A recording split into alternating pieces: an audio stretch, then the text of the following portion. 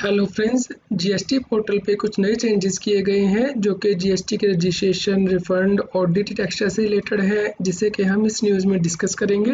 Regular GST और tax update के लिए इस चैनल को सब्सक्राइब करें।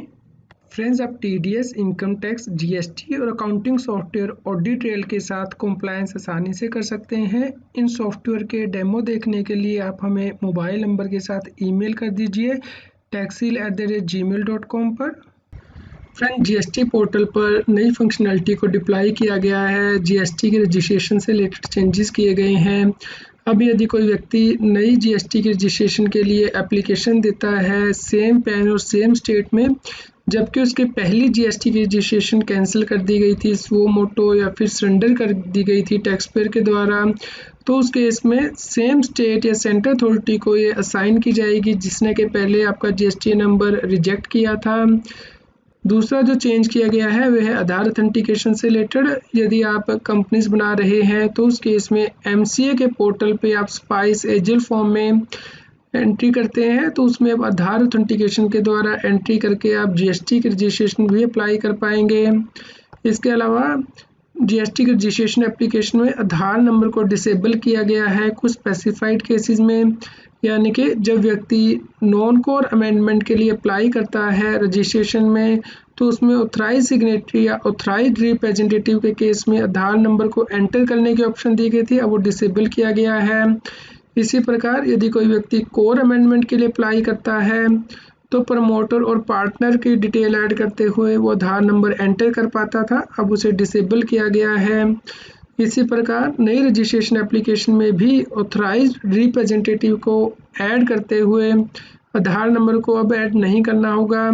इसके अलावा अब आपको जीएसटी पोर्टल पे कोर बिजनेस एक्टिविटी सेलेक्ट करनी होंगी, यानी कि क्या आप मैन्युफैक्चरर हैं, होलसेलर हैं, डिस्ट्रीब्यूटर हैं, रिटेलर हैं या फिर सर्विस प्रोवाइडर या अदर। आपको इनमें से कोई एक ऑप्शन चूज़ करनी होगी। रिटर्न रिलेटेड मॉड्यूल में भी चेंजेस किए गए हैं जीएसटी पोर्टल पर। अब आप जीएसटीआर1 या आईएफएफ का डेटा रीसेट कर सकते हैं यदि आपका डेटा सेव्ड स्टेजेस में है, यानी कि आपने जीएसटीआर1 या आईएफएफ सबमिट या फाइल नहीं की है, तो आप इस डेटा को डिलीट कर सकते हैं। Online information data access retrieval service के केस में जीएसटीआर5 में टेबल 6A ऐड किया गया है इंटरेस्ट के लिए, यानी कि अब आप interest and other liability declare कर सकते हैं और उसे इलेक्ट्रॉनिक कैश लेजर के द्वारा पे कर सकते हैं। जीएसटी आईटी4, यानी कि जब गुड जो वर्कर को भेजी जाती हैं तो क्वार्टरली फाइल किया जाता है। इसमें टेबल 5 का डेटा आप डाउनलोड कर पाएंगे, क्योंकि यदि चेंज होता है स्टेट कोड में, क्योंकि मर्जर या क्रिएशन हो गया है स्टेट का या फिर यूनियन टेरिटरी का, तो आप ये डेटा डाउनलोड कर पाएंगे।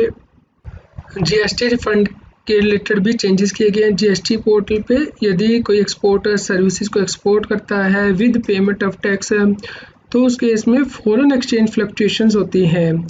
यदि व्यक्ति इस केस में जीएसटी के रिफंड के लिए अप्लाई करता है और जो उसने एफआईआरसी के अकॉर्डिंग रियलाइज़ किया है अमाउंट वो कम है और रिफंड क्लेम अमाउंट ज़्यादा है, तो उस केस में एक्सपोर्टर को रिफंड अलाउ नहीं किया जाता था, लेकिन अब इस वैलिडेशन को रिमूव कर दिया गया है, क्योंकि जो वैल्यू रियलाइज़ की गई है वो कम हो सकती है फॉरेन एक्सचेंज फ्लक्चुएशन की वजह से। ऑडिट से रिलेटेड फंक्शनलिटी को भी चेंज किया गया है। अब आप सभी नोटिस और रिपोर्ट जो जीएसटी ऑफिसर के द्वारा इशू की गई हैं वो जीएसटी पोर्टल पर ही देख सकते हैं। इसके लिए आपको एडिशनल नोटिस एंड ऑर्डर की टैब पे क्लिक करना है जीएसटी पोर्टल पे। टैक्स पेयर ऑडिट नोटिस का रिप्लाई भी कर पाएंगे और डॉक्यूमेंट भी अपलोड कर पाएंगे।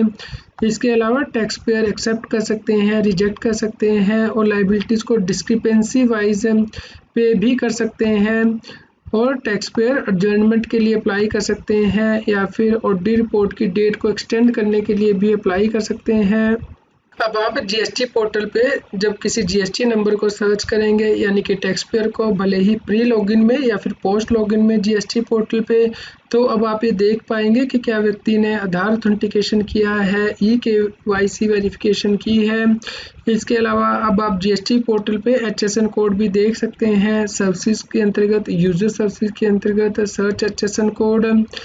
फ्रेंड्स, उम्मीद करते हैं आपके लिए यह न्यूज़ यूज़फुल रही होगी। कृपया लाइक कीजिए और अधिक से अधिक शेयर कीजिए ताकि सभी लोगों तक ये जानकारी पहुंच पाए और वो जीएसटी एक्ट के अंतर्गत कॉम्प्लायंस कर पाएँ। आप हमें Telegram app CA Satbir Singh टैक्सिल पर ज्वाइन कर सकते हैं ताकि आप जीएसटी और इनकम टैक्स के रेगुलर अपडेट अपने मोबाइल पर ही प्राप्त कर सकें।